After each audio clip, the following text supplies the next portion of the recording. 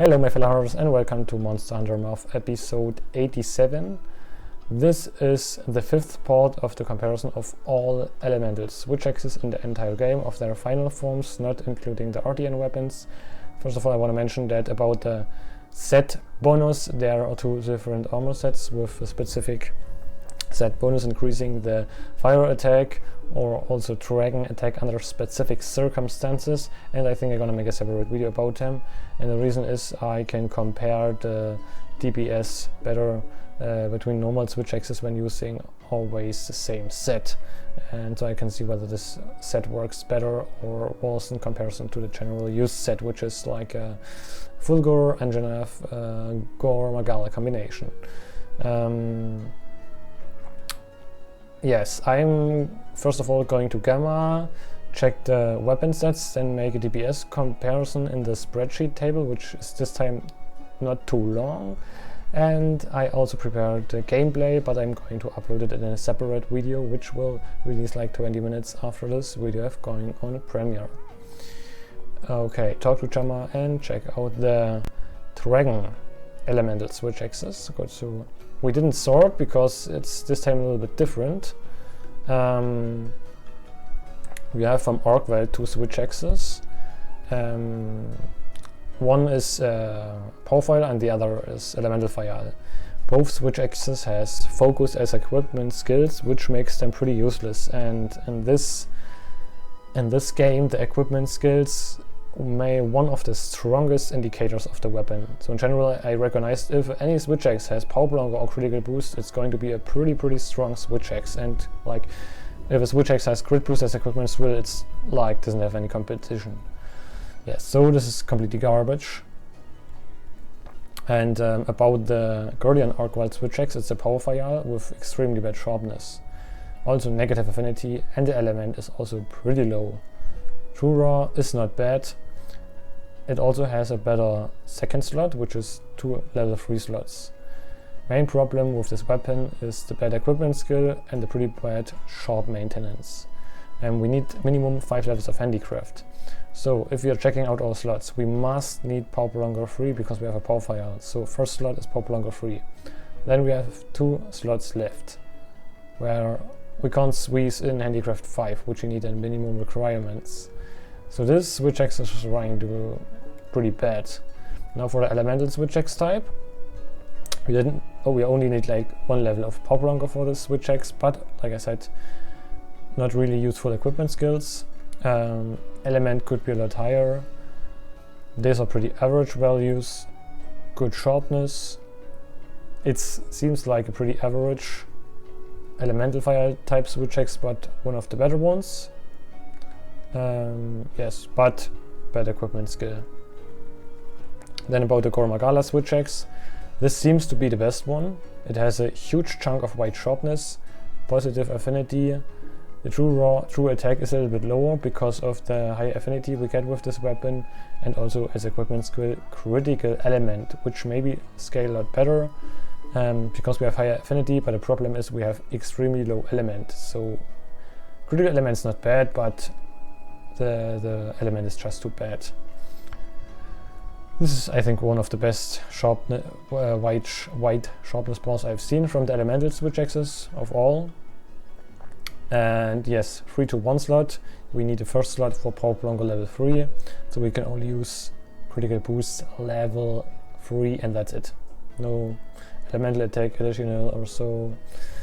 Yeah, so I think this is a pretty solid switch axe, but there is a hidden gem, which I was very surprised of.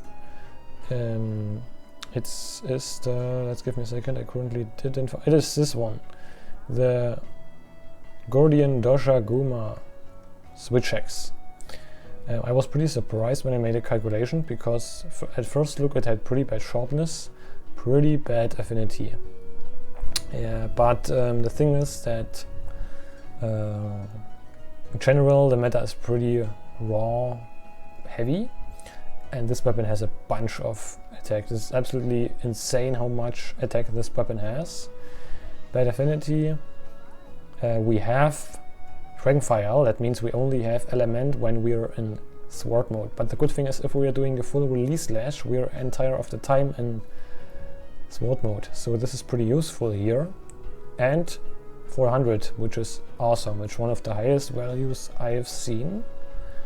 And also pretty good slots. 331 slot. I think the best, so the equipment skills is useless like on the other Switch axes as well. I think one of the best things is the Dragonfire. Dragonfire charges up extremely fast, which you will also see in the gameplay. We didn't need any levels of power longer of using a Dragonfire. It is so easy to charge, it's an entire joke. So the good thing is, the only problem we really have to take care of is the handicraft management. Yeah, so we can just go to handicraft level 5 and also get that one additional skill, which was elemental attack. I know we can get, if you put it on the first slot, elemental attack / handicraft tool, handicraft level 1, level, oh, we can also get handicraft level 5 and elemental attack level 3 because of the great slots. Okay, this is insane. And I'm also now going to, I'm first going to show you the math now. Okay, so this is the comparison from the Switch axis. As you can see, we're using on the doshaguma handicraft 5 with elemental attack 3. We have a approximate DPS of 155, which is a lot better than all the other Switch axes together. Guardian Arc Weld was the power file with blue sharpness, which is true. We need power longer and handicraft 5. So yes, all the necessary skills. And for Arc Weld, which was elemental fire with white sharpness, we squeeze in critical boost 3, elemental 1, power longer for optimal skill combination, and for the core Magana Switch X, so we can also use this if you like to design more, but it's like a few DPS less. We're using power longer maxed out with the combined element skill, and the rest is critical boost. So as you can see, by far doshaguma is the best one. So we didn't really have to make a table which skills are better, because handicraft 5 is absolutely most important, and we didn't have too much decos with handicraft combination, and the only combination we have is element / handicraft, so we can max out there the elemental attack. So doesn't need a lot of more analysis in this case. Yeah, first deco elemental attack / handicraft, and the rest is handicraft. Like you can see here, when I'm going to the game back, it's going to be dragon / handicraft tool 3, handicraft tool 3, and handicraft tool 1. Okay, that's with the video. I'm now going to upload in a separate video the gameplay. Thanks a lot for watching. I really like the fact that we now have a Dragonfire, which is the strongest element. I think we never ever had this before because of the necessary and uptime. Yeah. Thanks for watching. See you next time.